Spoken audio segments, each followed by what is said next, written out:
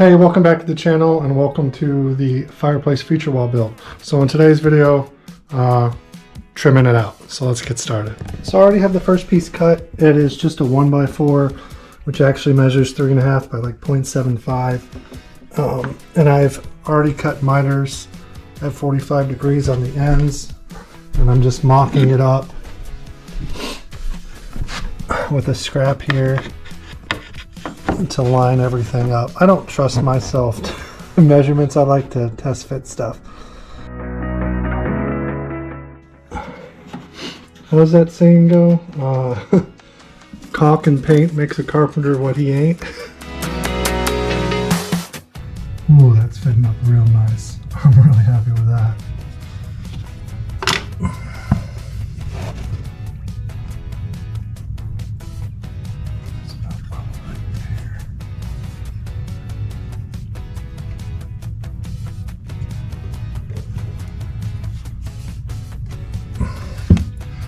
Leveling it off, nailing it in. I'm really happy with this mitered outside edge. Got a nice line up. So I cut it exactly at a 45 on my compound miter saw, but I do hit the inside edges for 5-10 seconds with my palm sander because I feel sometimes this inside corner will butt up first and cause a gap on your outside. So I like the little relief back here to make sure I can get the front tight. Another little detail, I did shoot a brad nail from trim piece to trim piece, but for these I angled the gun slightly in, so there's less chance of the nail, you know, shooting out the front of the other piece here. But the side's in, gotta repeat the process on the other side.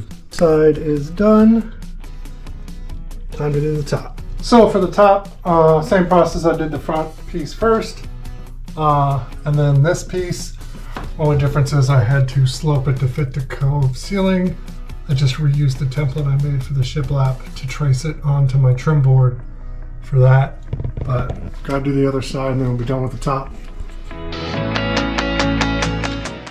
Top is trimmed out now with the 1x4.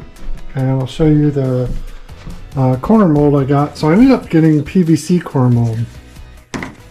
So 2 8-foot sections for both front outside corners. It was way cheaper. I was originally going to get primed pine and it was like $3 a foot, and you cut it yourself from like 16-foot sections. So it would have been almost 50 bucks for 2 8-foot sections of pine, and this PVC is actually more sturdier and it's 9 bucks for an 8-foot section.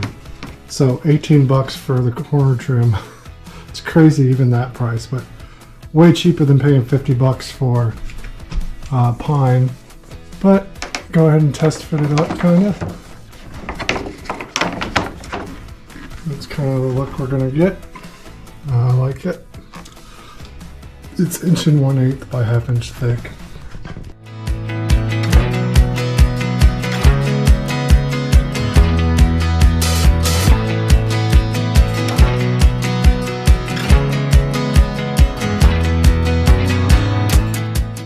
Corner trims are up, and for my edge trims I got something in the same dimensional profile as my corner trim.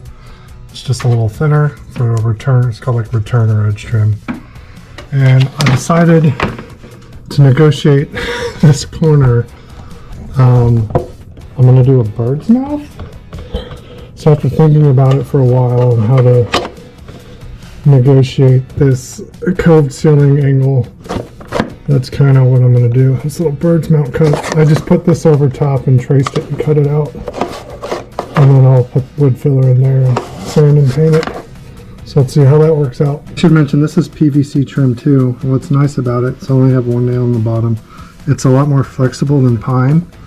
So as I go up and nail it, I can easily push it tight as I go. So I really like that feature.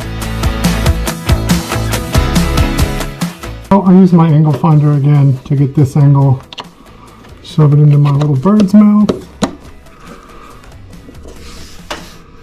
and then all the edges between this trim and the wall are going to get caulked, and I'm pretty happy with that. Throw a couple nails in this. Edge trim is done on the other side now, and I did the same bird's mouth up to the top trim. And with that, all of the trimming is done.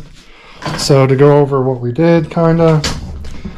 So I got 1x4s for the base trim and the top trim, 2 8-foot PV, and those are primed pine, 2 8-foot PVC outer corners, 1 1/8 profile, and then 2 pieces of the 1 1/8 PVC edge trim.